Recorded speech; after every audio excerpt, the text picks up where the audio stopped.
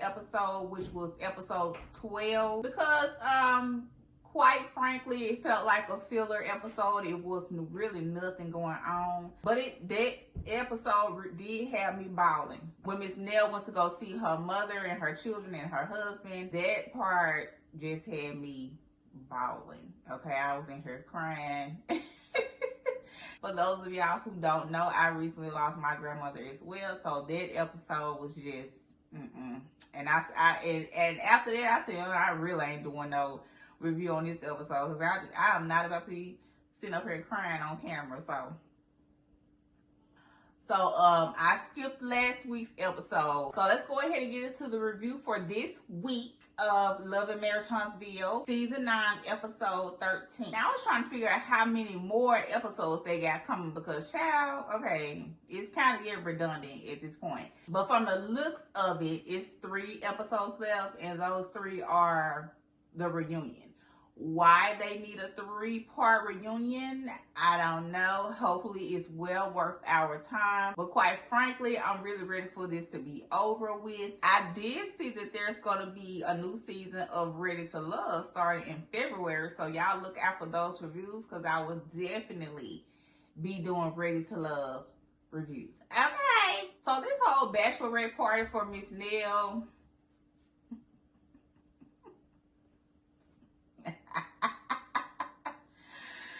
Destiny, is this the best that you could come up with for Miss Nell's bachelorette party? Like, girl, come on now. Why is we painting bodies? Okay, this is not a paint and sip. Okay, it's supposed to be a bachelorette party. Why? Second of all, why is it happening during the middle of the day? Anyway, I mean, I just feel like it could have been done so much better. Why we sitting up here painting people's bodies? Anyway, I didn't like the bachelorette party, and it don't seem like they had fun at all. But seems like Miss Nell was grateful, for whatever she got for her bachelorette party, and so cool. Another thing, Destiny sitting up here talking about, I'm gonna talk about whatever I want to talk about. So childish. So immature. Oh my goodness. I don't know. I'm over it.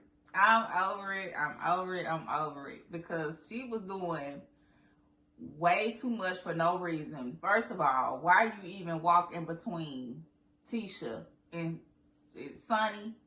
Why you even walk in between Tisha and Sonny? You started the shit right there just by doing something so simple as that. You could have walked behind Tisha. Tisha is a grown-ass woman. Sonny is a grown-ass woman. You are supposed to be a grown-ass woman.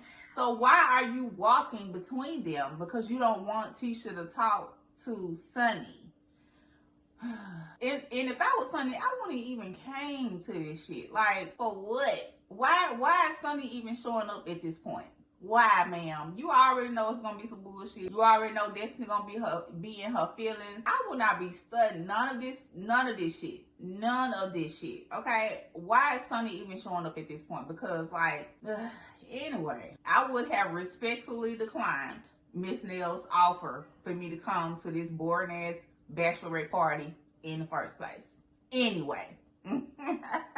And then she walking out of the building, so she going to cool down because she can't do that. Ma'am, you started it. You started the whole thing. Are we watching the same show? You started it. I mean, it would.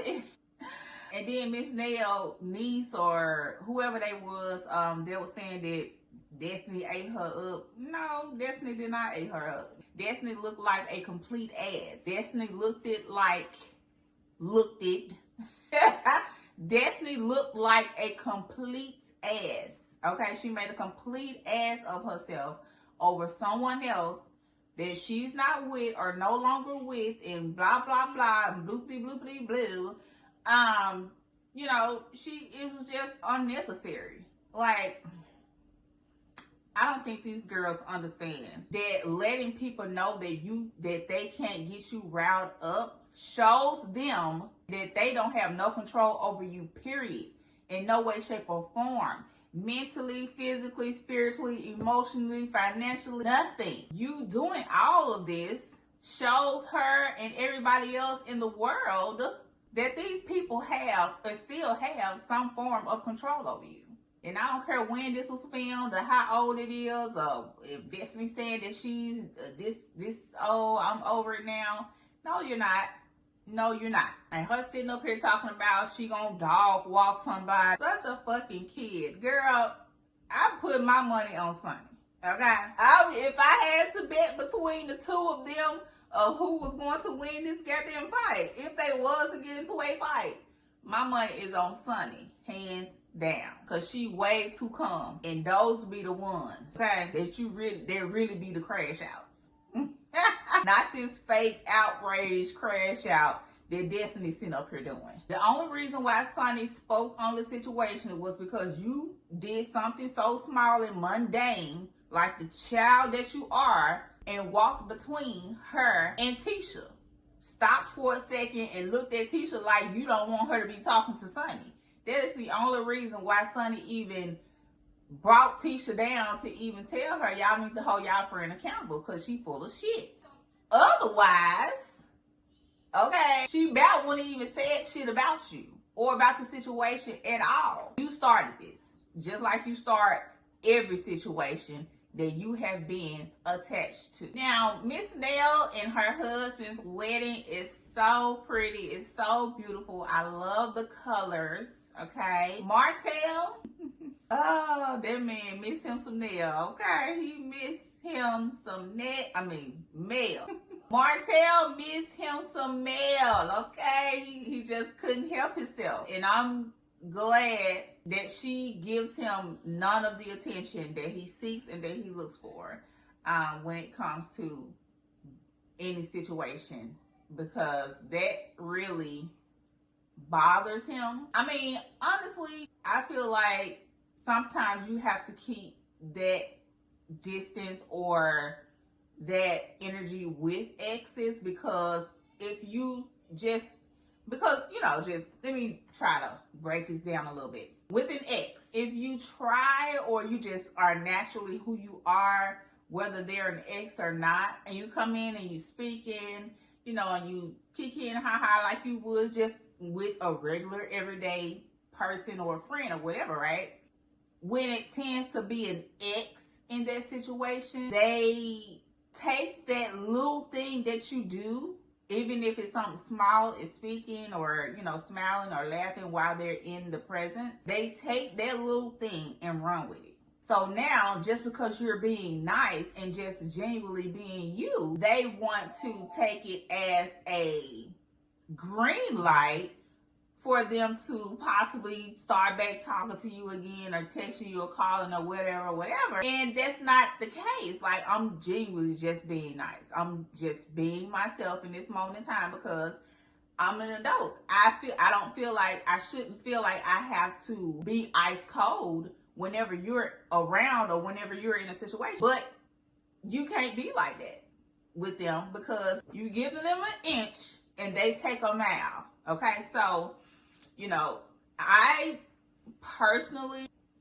understand why Mel is the way that she is when she is in the presence or in the vicinity of Martell, because they take that little bit that you do or that you give or of just being yourself and run with that shit. And think that, oh, she okay now, she cool now. Let me start back doing this, let me start back doing that. No. So you have to keep that distance, because if not, motherfuckers don't think you back, they can get back in, and that's not the case. So I understand why she moved the way she moved with Martell. And just to be clear, I'm not a mellow meter, I'm not a Martell soldier. Whatever other names they got for each other's fans or fan base in this group, I'm not a fan of any of them. I'm just gonna call shit the way it is, regardless of whoever it is. Now, if we can keep that same energy and you go back to your respective corner and I go back to my respective corner and, everything just be dead on dead, then fine. Yeah, I will come in and be cordial and speak and, just be my regular normal self, sit at the table with you, whatever. But don't take that and think that it's something else. If you can't take that and think that it's something else or or a crack in the door for you to get back in, it's gonna be enough. And I don't feel like Nell has ostracized herself. I just feel like she is just keeping her distance from everybody because of their bullshit. Another thing I want to mention is the argument between her and Trish on the last episode. I don't know what it is about Trish, but it's I don't know. It's something up with her. I feel like, I don't know, we gonna come back to that. Now, with Destiny and Miss Nell's son having this conversation about what Miss Nell told her, Destiny googly eyeing some other man at her party. You already know that I personally don't think that Miss Nell particularly care for Destiny, not necessarily as a friend or within this friend group, but for her son. So you already know Miss Nell was going to let her son know,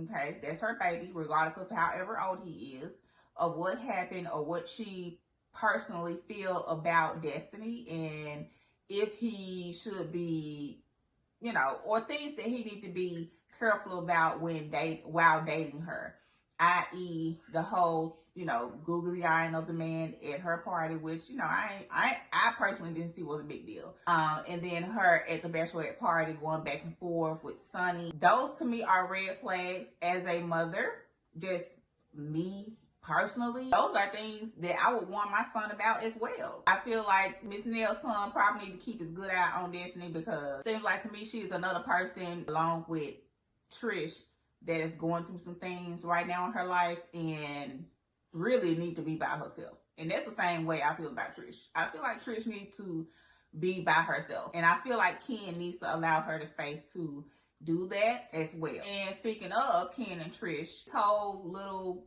argument, a back and forth that they had at the house. Now, one thing I did not like about this whole scene was Ken making it seem like that he has, or he is being Trish and her children's savior. I kind of recognized this on like a couple of episodes past back, but I didn't say nothing. It was the whole episode where he was like, I'm too busy trying to send his children money. I didn't like that. I didn't like that comment. With him kind of notioning the same thing on this episode, like he's some kind of savior for Trish, or, you know, I pay for all this, you know, I pay for all these cars, you know, your car sitting over there at the such and such broke down. You know, it's like, don't do that, Ken. Don't do that, Ken.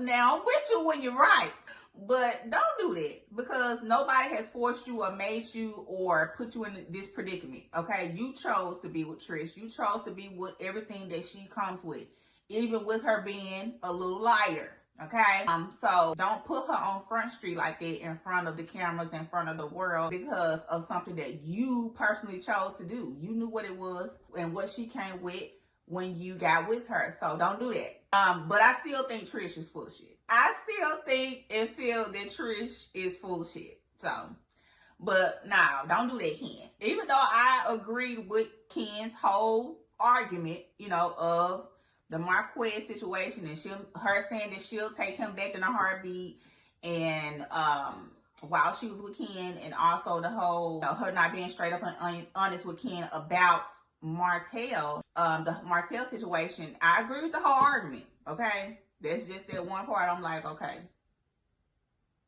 don't do it. But that was it, y'all. Y'all let me know in the comments what y'all thought about this episode. Make sure you like, comment, and subscribe to the channel, and I will talk to you all on the next video. Bye!